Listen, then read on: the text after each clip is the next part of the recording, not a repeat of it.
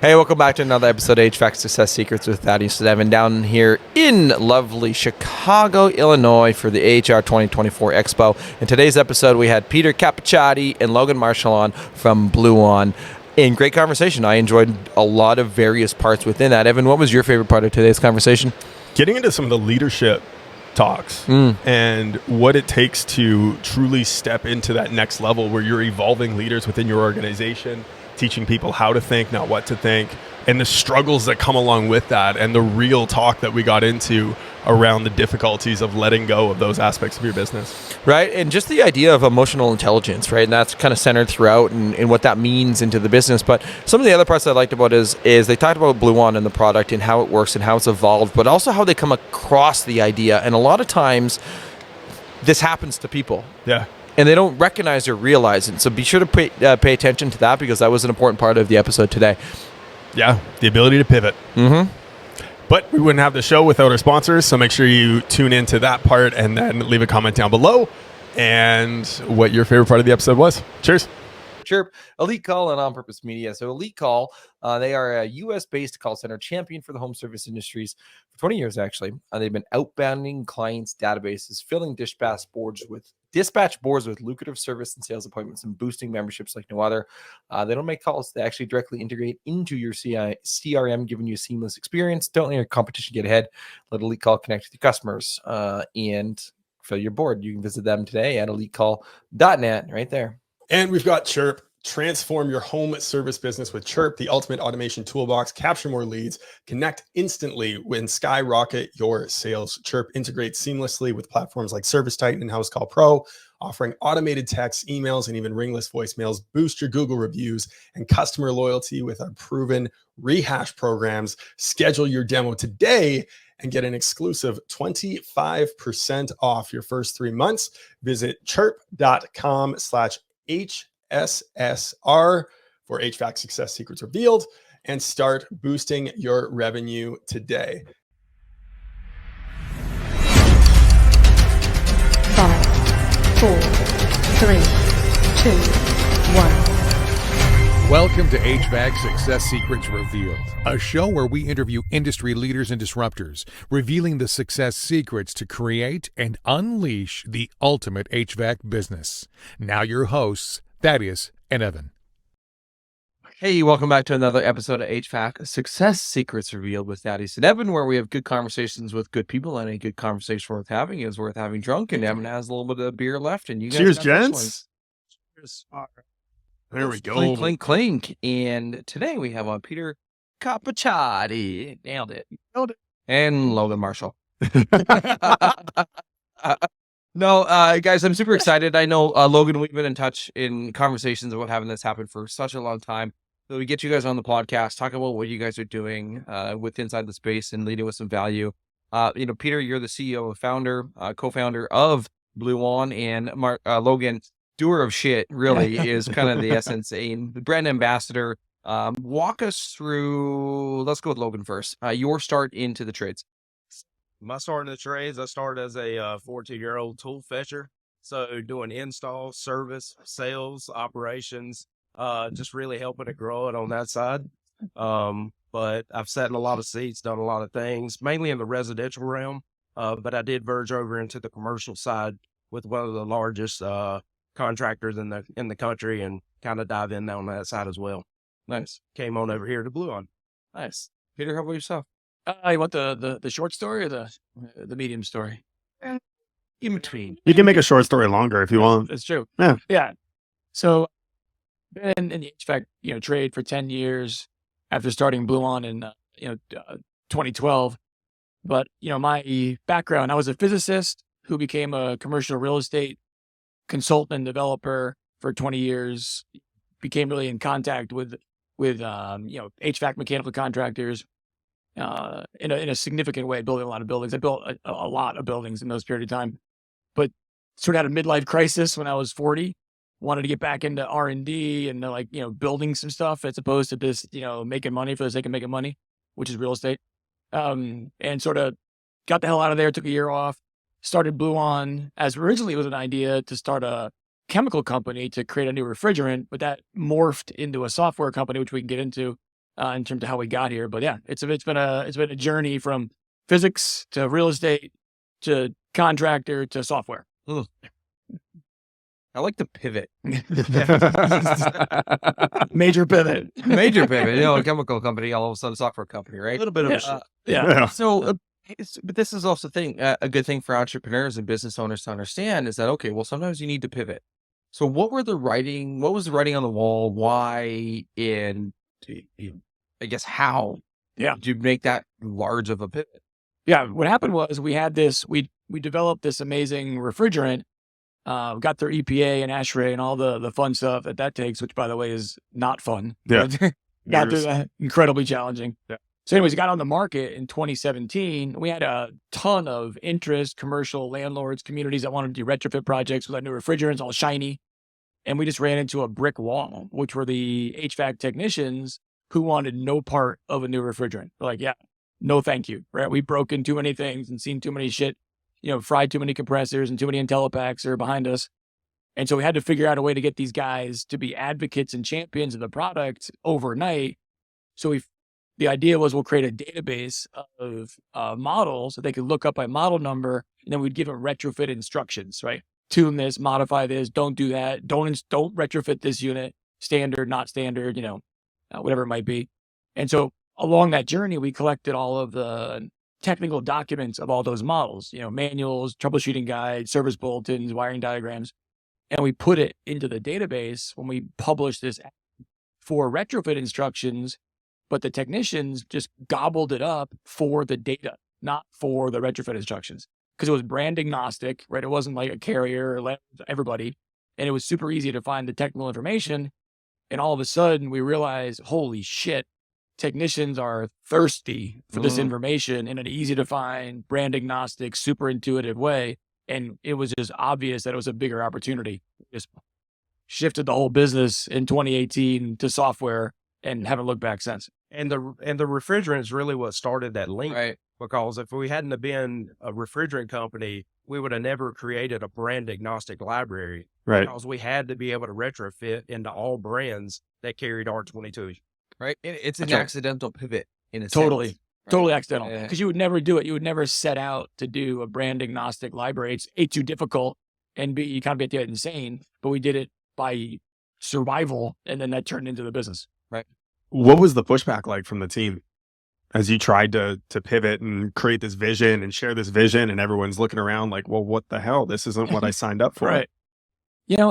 I would say it wasn't as much as you think, because the group that we had assembled, although they're mainly engineers and we had a lot of chemical engineers, mechanical engineers on the team, everybody was really into solving problems. And so this was a new problem. It was bigger. It had more impact. We also had a lot of techs on the team at that point in time. So we were like becoming enamored with that community. Mm-hmm. And so the ability to serve that community in a broader way was really appealing. And it just sort of, lit a fire on everybody's enthusiasm. So there really wasn't pushback. It was more of a, how do we do this as fast as possible and then monetize it? Because we had tens of thousands of techs using the platform, but we weren't charging them. So like, well, shit. we got to figure that part out too. Exactly, we want to get paid. Monetizing it. Exactly. Yeah. Exactly. Logan, one thing I wrote down is, if it ain't broke, don't fix it. And I know, Peter, you said that, but Logan, being in the industry for 23 years and that mentality, if it ain't broke, don't fix it, how, I guess, pivoting to, obviously pretty easy sell because people like it, right? But in terms of the whole philosophy of things, when you're looking at contractors and you're looking at techs, how do you get them around a mindset of, okay, well, you might need to actually innovate. You might actually need to think. You might actually need to fix it versus the if it ain't broke philosophy. Well, one thing I like to tell guys there is the data doesn't lie. So if you're tracking data like most companies are nowadays, you can actually see those performance indicators to see where you're falling short. So you better start making attention to that to be able to make whatever kind of pivots you have to make for efficiency. Yep. Well, and you show them the data, right? And I think a lot of the technicians are that data-driven individual that they see it and they say, okay, well, the data points me this way. I should probably pivot that way and probably move that way. Yeah. Yeah. And nowadays, the contractor has all of this knowledge right there and all this data. They just have to know when to pull the levers, and it shows them when to do it. They just have to do it. I would add to that though, that, there's so many software platforms, field service software platforms that help you measure how efficient you're doing or how well your team's doing. But really all they do is tell you how bad you're doing, but there's no roadmap to improve, right? It's like, hey, your efficiency is 37%. Okay, great. What do I do about it? Right. So we come in and we want to take that, 30, which by the way, blows me away that the average tech is only 35% efficient, but 2/3 of their day is not billable, like working on other stuff. Yep. That's where we come in, is to get rid of that wasted time. But they're aware of it, but they don't have the tools or platforms to do anything about it. And so what's interesting about what we can do is we work on top of all those platforms to give that time back in a way that's actually measurable and meaningful. They can measure it, but we're actually able to effectuate it, right? Right. Well, and one of your value propositions was 5 hours on the clock per week per tech, Amen. right? I'm kind of curious and I understand how the software works for the most part, but how? Yeah. What are some things that people are doing inefficiently, and not necessarily Bluon specific either? What are some things that people are doing inefficiently that a business owner could be blind to, and that it's just these simple things like that? Hey, now it opens your eyes. Yeah. So when they get to the equipment, they're searching for the knowledge and data to be able to get to diagnosing that equipment, whether that be product manuals, wiring diagrams, all the information, the parts and bill of materials list, to be able to find that right part number, to be able to sell to Mrs. Jones, and to be able to get that job done. That's where the Bluon app really takes the piece for the technician and speeds up that time at scale. So being able to help them in that way, that's the first step. So that's the very first time suck. Yeah, we have 3 time sucks to talk about. Number 1 is diagnostic. So Yep. information when you need it to diagnose the unit. That's like 10, 15 minutes a job that we just get rid of. The big one is help. I got a problem. I got to ask somebody, a problem service manager, a tech support. I got an issue I got to deal with. And the problem with that is typically it takes 2 guys off the clock, right? You're talking to your service manager, your owner, or a peer tech, and both those guys are now not working and they're discussing an issue. And you got to get up to speed. So it's a ramp up, then it's a solution maybe, or you call tech support and God only knows how long you wait on hold for that. So with us, you're immediately either speaking to a human who already knows the unit you're working on, because the system knows that, and put you in touch with somebody who can answer that question, knows that equipment type, or you're speaking to our AI who also knows the unit and all the situation you're working on. It can answer that information in real time. So no ramp up, no other person wasting time, and you get right to the answer you need. Very quick time. And there's more to that story, but it's really tech support on steroids that lets you cut the line, get the information you need, and not take 2 of your team off the clock.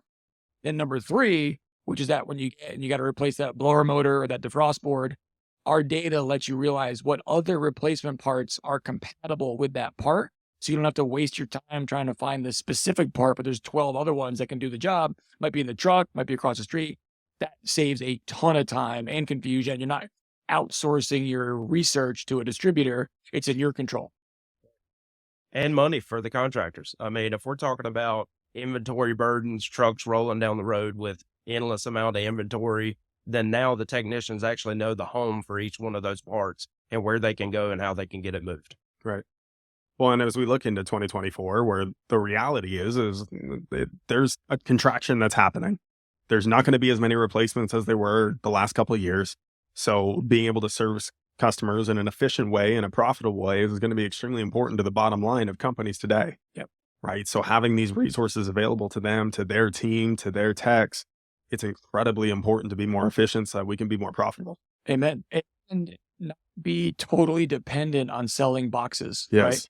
You can make, one of my friends and kind of mentors in the industry is, Billy Stevens over at Sarah, and he talks about this all the time. Yep. So I'm kind of taking his thunder, but I'll take it.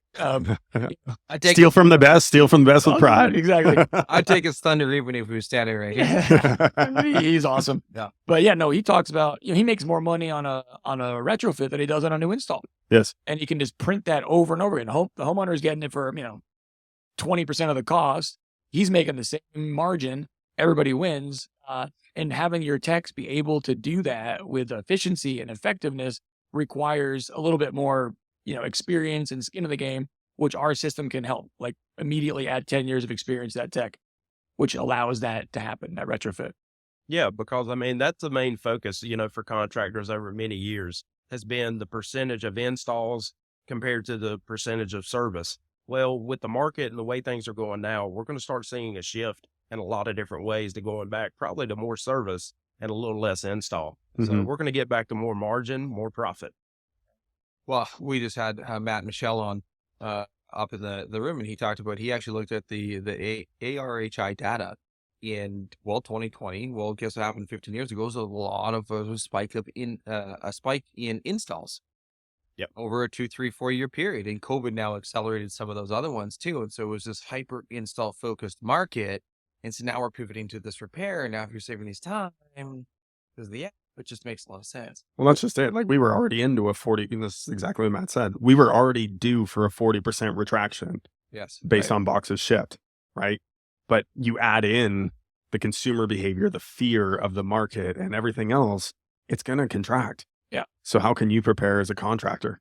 It's that contraction is so much bigger too. There's like 6 or 7 things contributing to it. They're all like a tsunami of it, right? It's obviously the economy, interest rates, the lack of approval for financing, A2Ls, CHIIRP 2, warranty you can no longer change one part, but you got to change both parts. So the warranty only covers half the cost.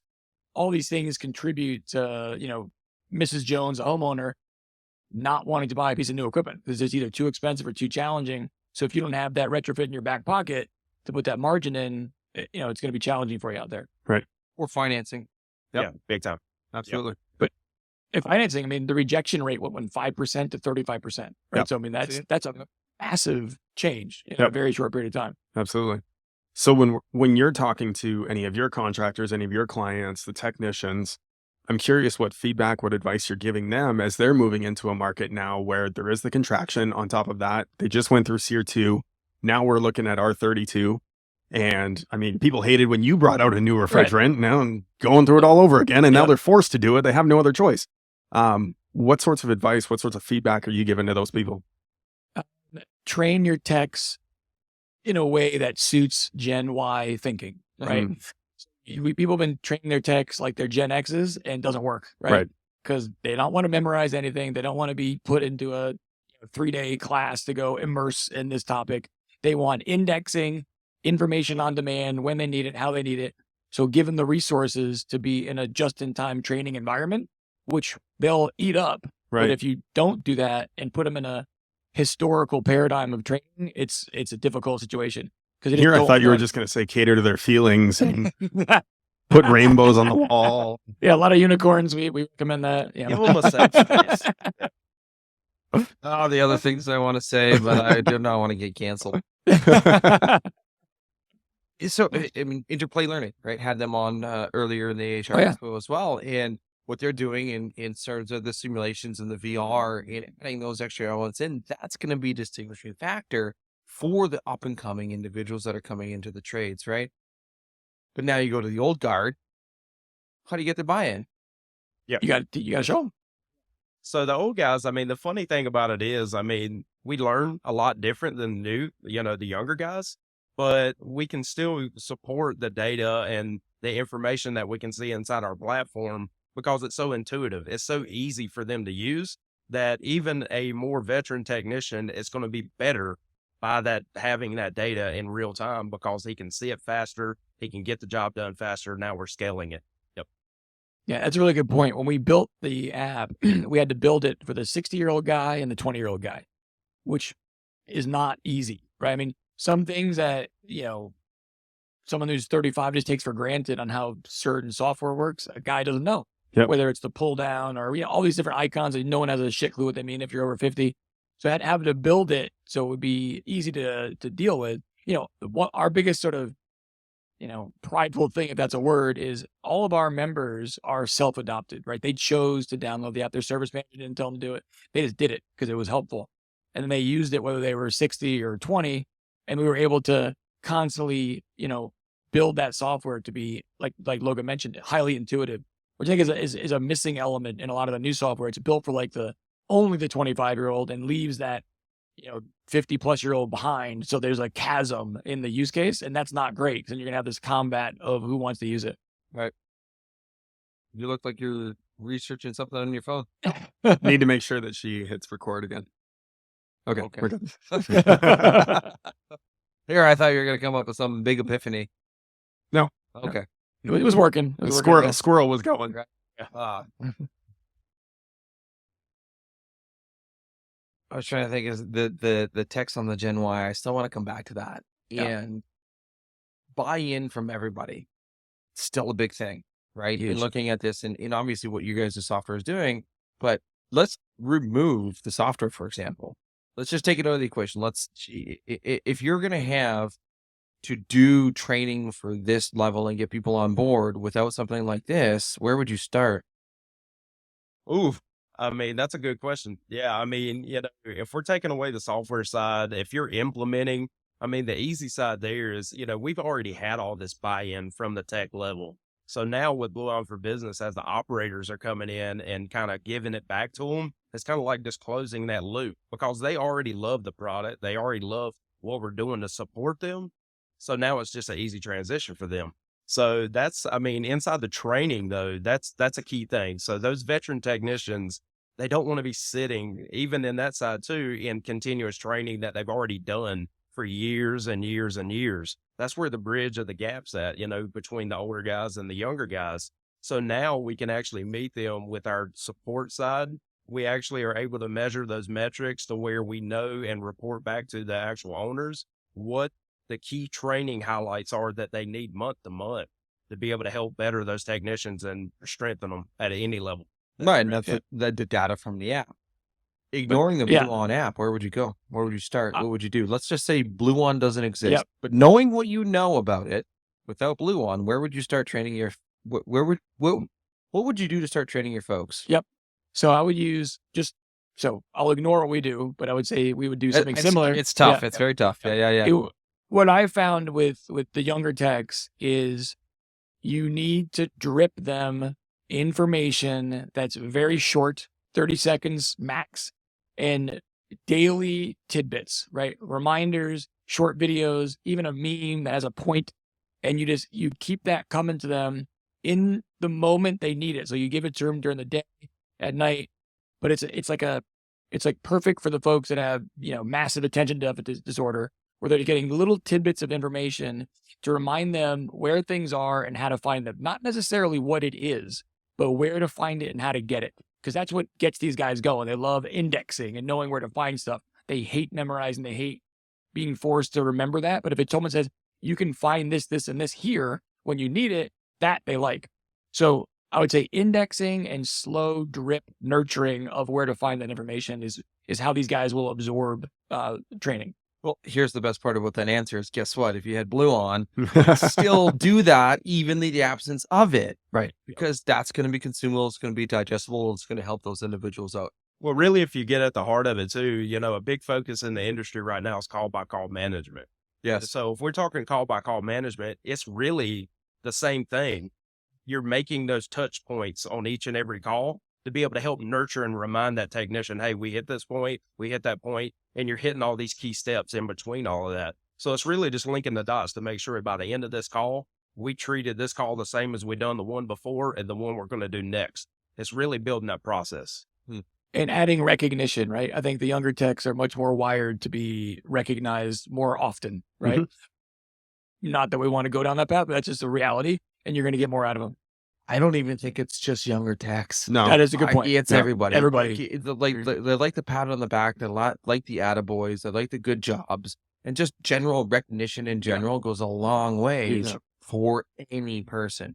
Now, as an owner, as a manager, you're going to get more of a visual response out of someone who's a younger generation. Yes. Of course. But they both appreciate it. Yeah. Nobody doesn't like hearing, oh, you did a great job. Right. Yeah. Just like our friend Laura Good Kelly point. said this morning, you're enhancing your culture by doing that. Yes. Because you're building in more touch points with those guys, not just to ream in on them, but really just to see how things are going in between the calls and see what they can do better to be able to better their career or whatever steps they're taking. Well, then we looked at, again, going back to one of the other ones, the three pillars of training: technical skills, soft skills, and life skills. When you can build in those three pillars of training, and now granted, a lot of the bigger majority of it is going to be on the technical skills because it's a technical trade. But if the individual doesn't have the soft skills, well, now you can teach them soft skills.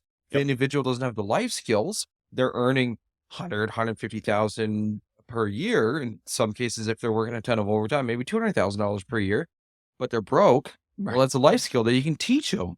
And that's where these intangible things come in that are outside of the whole technical side of things. Yeah, Exactly. for sure. Yep. Exactly. And don't operate your business expecting turnover, expect the opposite, right? I mean, we were talking to a bunch of guys that had, have no turnover, right? Because maybe seasonal, but not actual. And so I think there's like a misconception in the trade that, well, we lose X% of our techs every year, or we rehire them. This is not a great philosophy, right? You want to keep those folks home and take care of them and train them. The benefit to you is multiple orders of magnitude.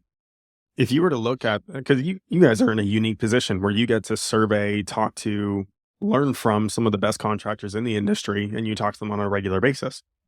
If you were to look at some of the ones who have the highest retention rate, what's one thing that you think they do better than anyone else that allows them to do that? Great question. I think consistency, and it's the having systems in place that recognize, and both from a emotional standpoint and a financial standpoint, recognize those people with transparency, right? So not only do they know, but their peers know that they're doing well. I think that there's a competitive element to that too, that definitely benefits. But you have to have the data, and you have to have the ability to do that. You have to put the time in to be able to recognize that in that cadence of frequency. Yeah, they're not a hindrance to their improvement. They actually help them advance it. Yeah. I love that. Well, that's something that we talk about a lot. Like, the greatest bottleneck in your business is you. Yeah, so true. Right. So and your superpower becomes your kryptonite. The thing that got you to where you're at is going to keep you from going to where you want to be.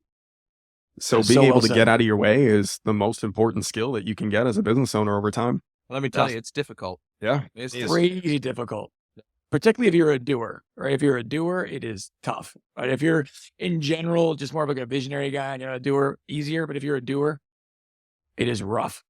I feel you. Yep. Well, you look at visionary and integrated, take EOS terms, and I'm not sure if you're familiar with that, but you're talking about the visionary. Well, when the integrator, if you're also trying to run the business, well, you need to step into the visionary seat and get somebody else to be the integrator. And as you work with them and as you train them, you have to let go and be okay letting go. It was Jocko Willink's book, the last one that I read. Which one was that? Oh, Leadership Strategies and Tactics. And what he talked about is saying, okay, well, if somebody comes to you, and this is part of the leadership thing, and letting go and letting other people do stuff. If they come to you with a plan that is 80% as good as what you would have came up with, you know what? Let them run that plan, because guess what? Their 80% of their plan is going to be 100% better than your plan that you would have told them to do. Right now, if they come up with a 70% plan, okay, maybe ask them a question on what they could think on differently, and let them come up with a solution. 60%, you ask them more questions, 50% more questions, 40%, 30%. Okay, well, maybe just scrap the whole thing, come back to the drawing board. But when you have that buy-in, now it's their plan to be able to move it forward. Yep. And they're going to move fast on that because they feel so attached to it to be able to move the ball forward. Yep. Sounds so easy when you say it like that. Right. In theory, it's great, but in practice, it's difficult. Super difficult, right? You have to constantly wage that inner battle between the ears to be able to let go of that. Yeah. No, you're spot on. Totally spot on. Yeah. That's You my let go, biggest challenge. meanwhile, your butthole goes like that. Please don't screw this up. Random question generator? Sure. All right. Well, I got three. This is one of our favorite parts of the show. I don't know if you guys have tuned in, but Let's do it. Did you just think of three off the top of your head? Oh, okay. Perfect. we got three random questions. You have no idea what they are. You get to choose. Logan, you can go first. 1, 2, or 3. 3. What are your pet peeves? Oh, man, that's a tough one there. I would say just people lacking communication. That would probably be one of my biggest pet peeves. Like, communication can come so easy if you focus on it. It's just really taking those steps to follow through. It doesn't take much time now because there's so much things that aid us and help us. But definitely lack of communication. That's an interesting one. especially from the doer of shit. Yep. That's probably what feeds into that. Yeah, a little bit. I love to over communicate, maybe. That might be true. Yeah. Yeah. Sure. I get the 600-page text often. AKA Logan learned how to shorten it down. Right? We need to implement AI to make sure they're read. Yeah, you got to wrap it up, B. Right. We need the wrap it up box. Peter, question 1 or 2. 2. What is something that you wished you'd figured out sooner in life? Man, well, only because I am now preoccupied with what you were saying is exactly that. It's the art of letting go and not being attached to that. As you were thinking, my whole brain was like, doing somersaults. But yeah, absolutely. And that's the biggest lesson, right? The biggest lesson. It's for how you go from, managing a SWAT team of doers to managing a giant organization of doers, but you can't be the doer. Mm-hmm. And realizing that and becoming comfortable with that in a way that you're not just saying you're comfortable, you're actually comfortable, is something that I wish I figured out about 20 years ago. So walk us through that a little bit and the anxieties that you felt in those moments, because I think for any contractor that's listening to this, they're going through it on a daily basis, especially the ones that are in that 1 to 3 kind of time frame, trying to get to 5. There's that hump there where you really get stuck. The 5 to 7, the hump there before you get to 10. And you really get stuck in. So walk us through the anxieties, the feelings, all of that you had to overcome to get to where you're at now. Yeah, I think it comes down to slowing yourself down enough. And I'm like preaching to the choir to myself because I don't do this as often as I should. But slowing yourself down so that you can not react, but you can absorb and then be intentional about what you're going to do next. Because human nature is you want to react and say, no, do this. Particularly if you're wired that way, right? Mm-hmm. Your whole being wants to, say, no, do it this way. But you have to be able to absorb that, sit back, relax, and then realize that you're in a training moment, you're not in a doing moment, and then take that in. But I think it's that split second where your brain wants to fire off, do this versus, well, have you thought about X, and then lead them to that. That to me is a challenging moment. Like there's like the little moment in time where you've got to get over the hump and be slow yourself down enough to be repeatable in that moment. Almost sounds like emotional intelligence. I'm enjoying this. I'm going to reference this.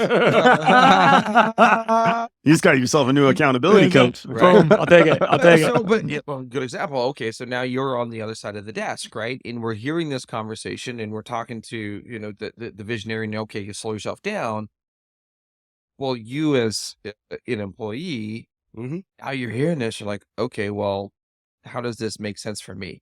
How can I implement this? How can I take this away? How can I put this into my day-to-day? How can I help my leader be better at doing it? Yeah.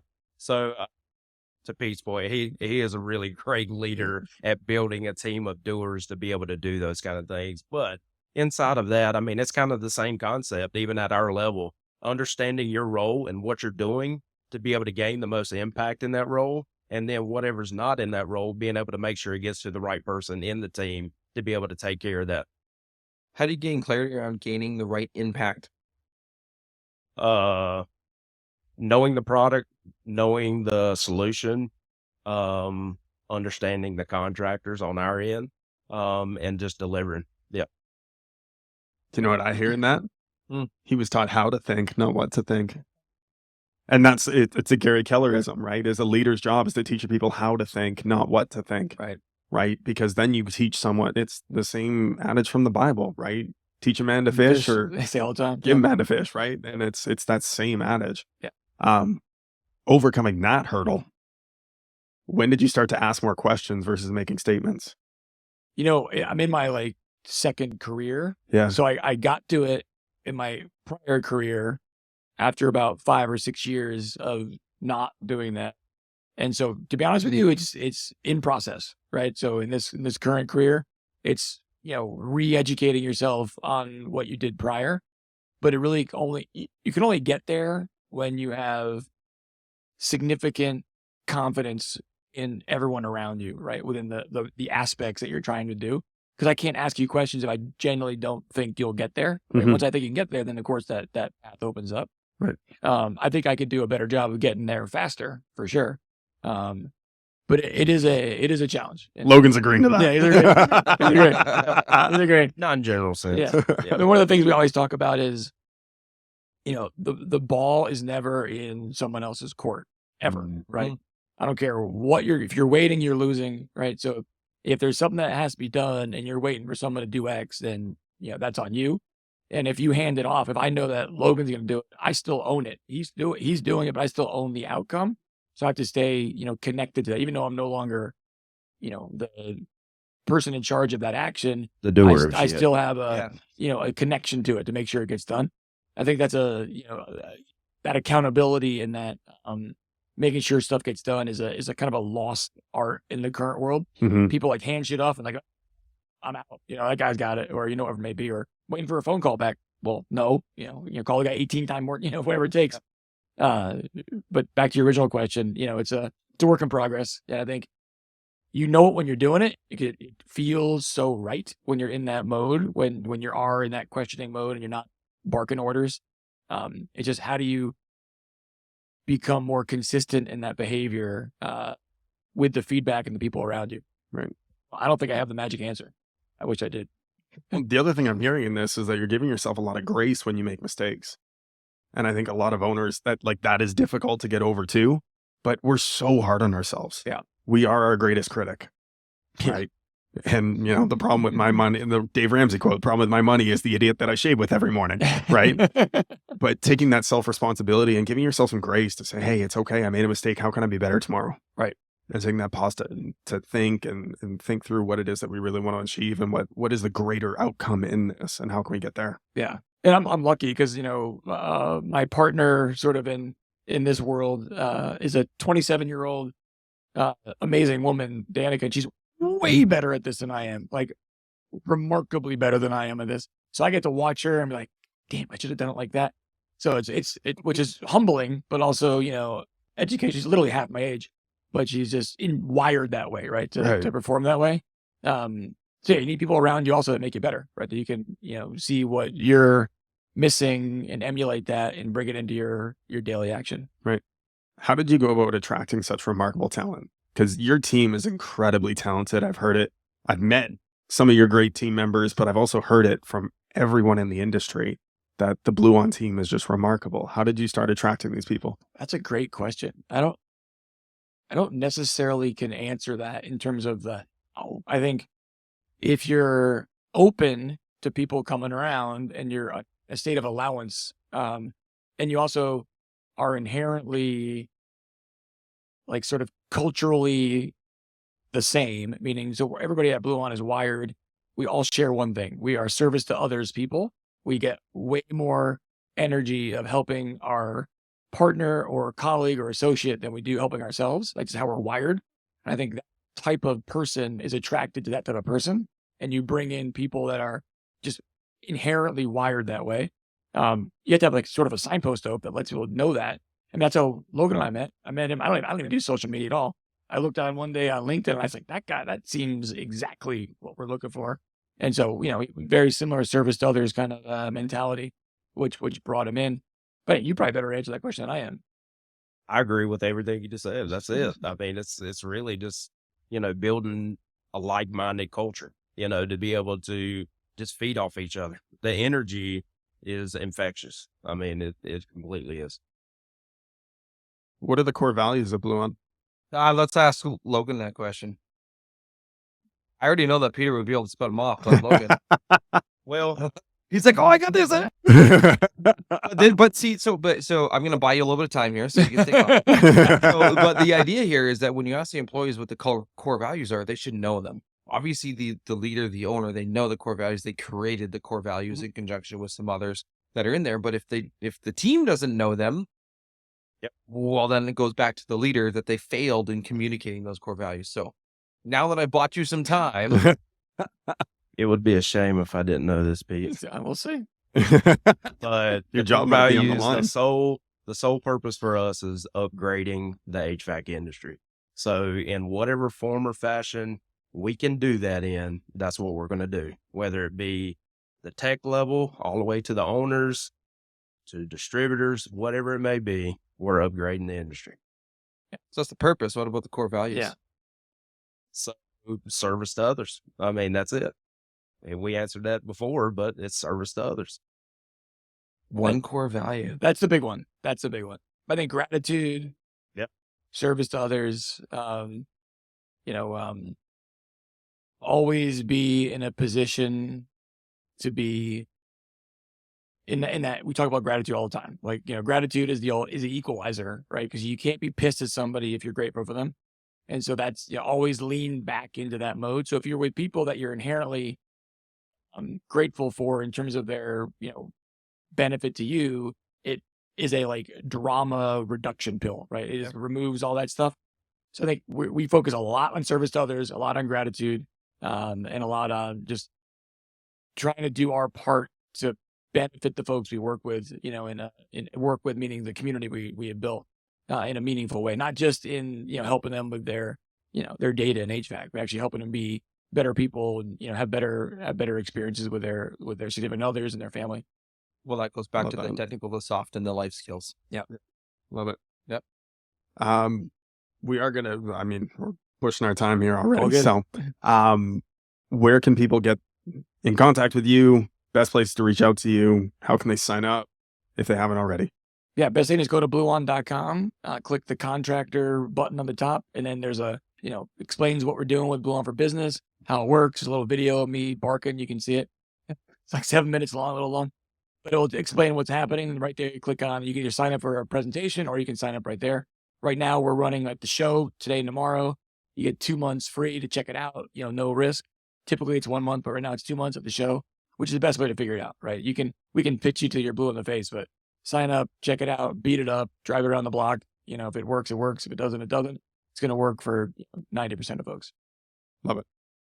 Cool. So if you're listening to this after the show, just mention that you heard this and use the reference of AHR, and they'll give you 2 months free. That is true. Speaking for them. So as we do wrap up, And mention the podcast. oh, we mentioned Yes, obviously, yes, that's heard it here required to first. do the podcast. That's requisite. Right. So as we wrap up, we have one final question for each of you.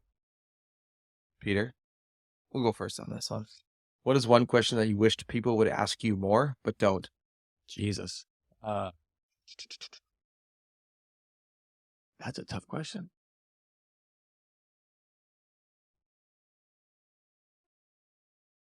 Give me a second on that one. That's a tough one. I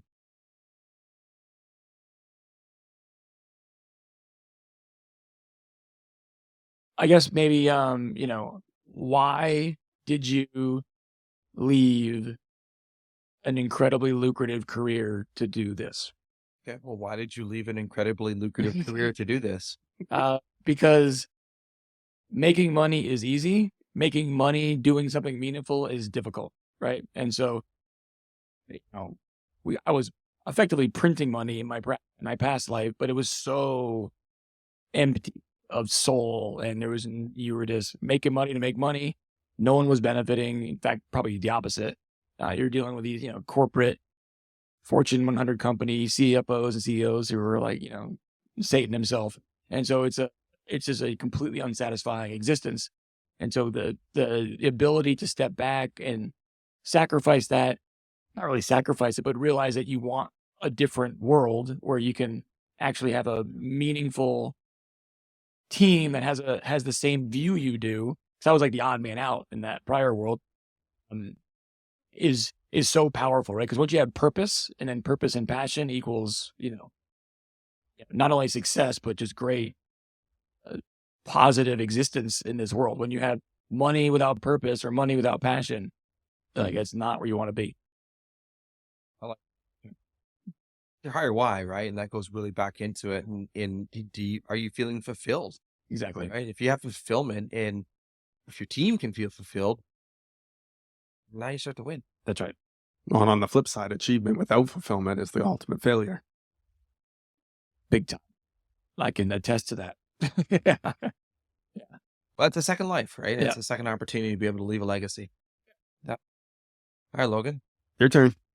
What is one question that you wish people would ask you more but don't? For help In what Yeah. way? in any way that they need. That's really it for the industry, talking about the industry overall.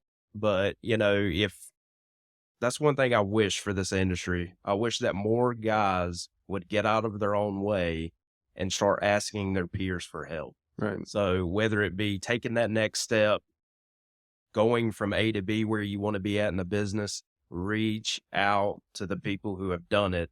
They will share that information and be able to help you. And most people that are in that position to be able to help will, because guess what? They had other people helping them. Yeah, And it's yes. okay to say, I need help. And it doesn't necessarily have to be in business. It can be with anything. Yeah. I need help. Reach out, ask people. Yep. Well, the greatest joy in life is that, right? Is helping someone. Like, that's it. That's it. That's the number one thing, right? That's what gets you up. That's what gets you going. So giving someone the opportunity that you're actually giving them a huge opportunity by asking that question, which people think it's a burden. It's a gift. It's a gift. Exactly. So, well, gentlemen, thank you for taking the time at the end of day 2 at AHR. I know we're probably all 4 of us are pretty tired now, but hey, guess what? We have after parties. We'll get a Red Bull on the way and away we go. So thank you guys. And until next time. Cheers.